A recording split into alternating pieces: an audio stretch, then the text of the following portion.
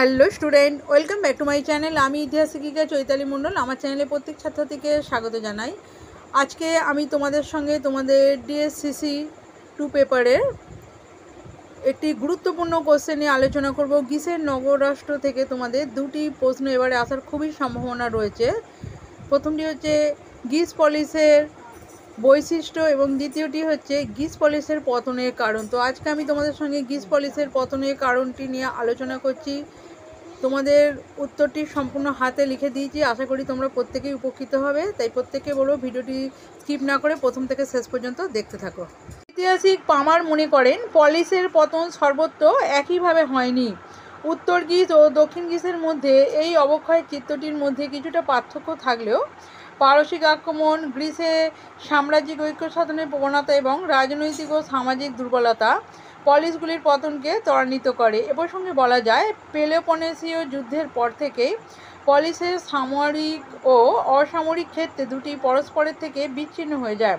এই সময় সেনাপতিরা শুধুমাত্রই সামরিক দায়িত্ব পালন করতেন, ফলে রাজনৈতিক দায়বদ্ধতার বিষয়টি তাদের কাছে অজ্ঞাত ছিল। অর্থের জন্য অনেক সময় এরা বিদেশি শক্তির হয়েও যুদ্ধ করত, ফলে আনুগত্যের প্রশ্নটি দুর্বল হয়ে পড়ে। আবার যুদ্ধ পরবর্তী আর্থিক দুরবস্থার ফলে এথেন্স প্রভৃতি নগররাষ্ট্রগুলি ধনী সম্প্রদায় সামরিক বাহিনী, বিশেষত নৌবাহিনীর পৃষ্ঠপোষকতা করতে আর আগ্রহী ছিল না। ফলে নৌশক্তিতেও এথেন্স প্রভৃতি পলিসগুলি দুর্বল হয়ে পড়ে এবং তাদের পতন ঘটে। প্রত্যেক রাষ্ট্রের নিজস্ব অধিকার এবং স্বাতন্ত্র্যের ওপরেই পলিসের কাঠামো গড়ে উঠেছিল।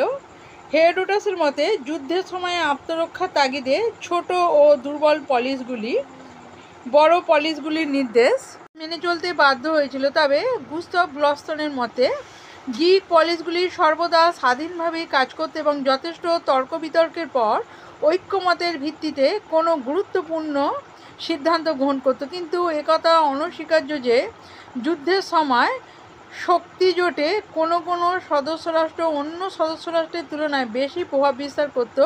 ঐতিহাসিক আর্নেল্ড টয়নবির মতে পারসিক যুদ্ধবিগ্রহ নিঃসন্দেহে গ্রিক ইতিহাসের ঐক্য, সহযোগিতা ও বীরত্বের গৌরবময় অধ্যায় ছিল, কিন্তু তারই পাশাপাশি এই যুদ্ধ পলিসের টিকে থাকার মূল সত্য, সাম্য ও স্বাধিকারকেই আঘাত করেছিল। একটি নগররাষ্ট্রের প্রভাব বৃদ্ধি, অন্য নগররাষ্ট্র কর্তৃক ক্ষমতাশালী নগররাষ্ট্রগুলির প্রভাব মেনে নেওয়া, এসবই পলিসের সংগঠনকে ভিতর থেকে দুর্বল করে দিয়েছিল।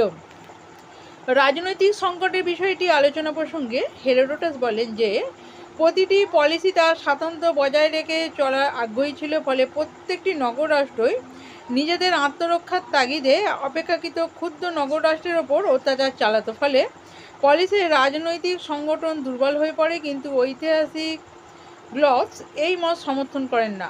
তার মতে আপন স্বাতন্ত্র্য বজায় রাখা পলিসগুলি চিরন্তন বৈশিষ্ট্য ছিল।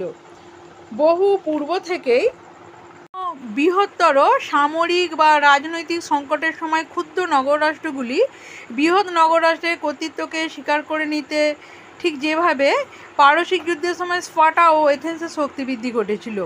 তবে এর ফলে পলিসের অন্তর্নিহিত সাম্যের চেতনা ক্রমশ নষ্ট হয়ে যায়। পলিসের পতনের ক্ষেত্রে এথেন্সের সাম্রাজ্যবাদী ভূমিকাকে অস্বীকার করা যায় না। পারসিক যুদ্ধের সময়ে এথেনীয় নৌবহর গ্রিক পলিসগুলিকে রক্ষা করেছিল। সেই সাহায্যের অজুহাতে এথেন্স ক্রমশ পলিসগুলির ওপর নিজ কর্তৃত্ব সুদৃঢ় করতে উদ্যত হয়। এরই চূড়ান্ত পরিণতি ঘটে এথেন্স কর্তৃক ডেলীয় রাষ্ট্রসংঘ প্রতিষ্ঠার ক্ষেত্রে। এই ঘটনায় পলিসের পতনের পথকে প্রশস্ত করে, কারণ ডেলীয় সংঘের সদস্য রাষ্ট্রগুলির আকৃতি, প্রকৃতি ও আর্থিক ক্ষমতার ক্ষেত্রে কোনো সামঞ্জস্য ছিল না। ফলে তা এথেনীয় সাম্রাজ্যবাদকে চূড়ান্ত আকার দান করে। তবে ঐতিহাসিক জে.বি. গ্যান্ডি বলেন, এথেনীয় সাম্রাজ্যের কাছে ক্ষুদ্র গ্রিক পলিসগুলির এই অসহায় আত্মসম্পন্ন ছিল অনিবার্য, কারণ নানা ধরনের রাষ্ট্র নিয়ে গঠিত কোনো লীগই সম্পূর্ণ সাম্যের উপর প্রতিষ্ঠিত হতে পারে না। ঐতিহাসিক জে.বি. বারি এবং জর্জ গোট তার মৃত্যু রাষ্ট্রগুলির অভ্যন্তরীণ ব্যাপারে হস্তক্ষেপ করেনি। অন্যদিকে থুকিডিডিস ও অ্যারিস্টটল মনে করেন এথেন্স তার মৃত্যু রাষ্ট্রগুলির স্বাধীনতাকে সম্পূর্ণ হরণ করেছিলেন, ফলে পলিসগুলি তার মূল বৈশিষ্ট্যই হারিয়ে ফেলে। পেলোপনেসীয় যুদ্ধ গ্রিক পলিসগুলির সামাজিক সংকটকেও তুলে ধরেছিল, যার থেকে পলিসগুলির অবক্ষয় খুব সহজ নির্ণয় করা যায়। পলিসগুলির সামাজিক চরিত্র পরস্পরের থেকে এত বেশি পরিমাণে স্বতন্ত্র ছিল যে কোনো ঐক্যবদ্ধ সামাজিক চরিত্র নির্ণয় করা সম্ভব ছিল না। এথেন্স ছিল নৌশক্তিতে বলীয়ান অথচ খাদ্য উৎপাদনে পরনির্ভরশীল নগররাষ্ট্র। আবার কোরিন্থ ছিল বাণিজ্য নির্ভর পলিস। খাদ্য উৎপাদনের বিচারে একমাত্র স্পার্টাই ছিল স্বাবলম্বী, অথচ স্পার্টার সমাজ ব্যবস্থা ছিল অত্যন্ত রক্ষণশীল এবং হেলটদের সময়ের ওপর একান্ত নির্ভরশীল।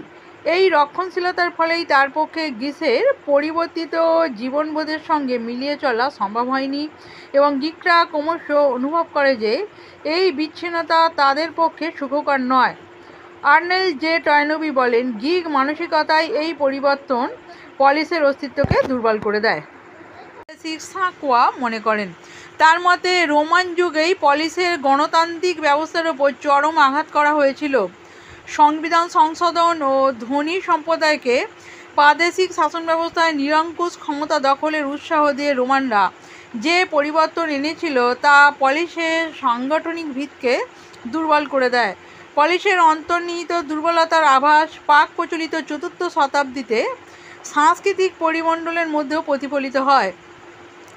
গ্রিক বিয়োগান্তক নাটকগুলির দিকে লক্ষ্য রাখলেই দেখা যায় যে এগুলি ক্রমশ সর্বব্যাপক কোনো বিষয়ের পরিবর্তে ব্যক্তি বিশেষের রোমান্টিক জীবন কাহিনীকেই অধিক গুরুত্ব দিতে থাকে, যথা ইউরিপিডিসের ইলেক্ট্রা ও অরেস্টাস নাটক। আবার কমেডিগুলির দিকে লক্ষ্য করলে দেখা যায় সেখানেও ক্রমশ বৃহত্তর রাজনৈতিক বিষয়ের পরিবর্তে পাচক, অযোগ্য, চিকিৎসক, স্ত্রীলোক প্রভৃতিকে উপজীব্য বিষয় করে নাটক রচিত হচ্ছিল। অর্থাৎ গ্রিসের সাংস্কৃতিক জীবনে পলিসের গুরুত্ব ক্রমশ হ্রাস পেতে থাকে।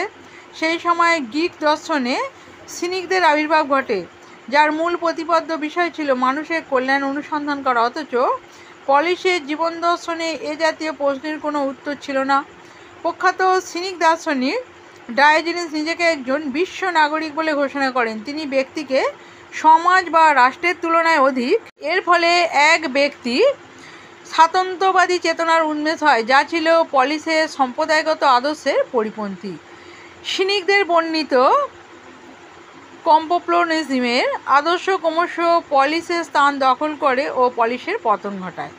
ইতিপূর্বে গ্রিসের অসংখ্য নগররাষ্ট্র বা পলিসগুলির কথা আমরা জেনেছি, যেগুলি গ্রিক দেশটির মূল ভূখণ্ড ও ইজিয়ান সাগরের বিভিন্ন দ্বীপে গড়ে উঠেছিল। এই পলিসগুলির মধ্যে সবচেয়ে বেশি এগিয়ে ছিল এথেন্স। সাহিত্য, শিল্প, জ্ঞানবিজ্ঞান, রাষ্ট্রনীতি বিভিন্ন ক্ষেত্রে গ্রিকদের প্রতিভার সর্বশ্রেষ্ঠ বিকাশ ঘটেছিল এথেন্সকে কেন্দ্র করে। আর এথেন্সের সঙ্গে যে পলিসের নাম গ্রিসের ইতিহাসে বিশেষ উল্লেখ্য তা হলো স্পার্টা। অথচ এই দুই রাষ্ট্রের মধ্যে প্রভেদ ছিল সবচেয়ে বেশি।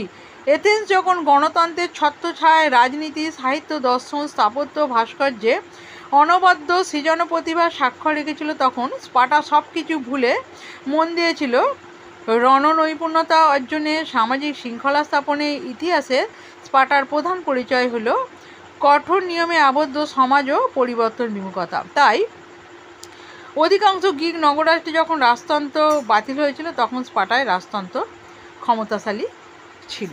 আজকের ভিডিওটি আমি এখানেই শেষ করব। খুব তাড়াতাড়ি আবার গুরুত্বপূর্ণ ভিডিও নিয়ে উপস্থিত হব। চ্যানেলে নতুন হয়ে থাকলে অবশ্যই চ্যানেলটা সাবস্ক্রাইব করে রাখো, আর ভিডিওটি ভালো লাগলে অবশ্যই লাইক, কমেন্ট, শেয়ার করে দাও। ধন্যবাদ।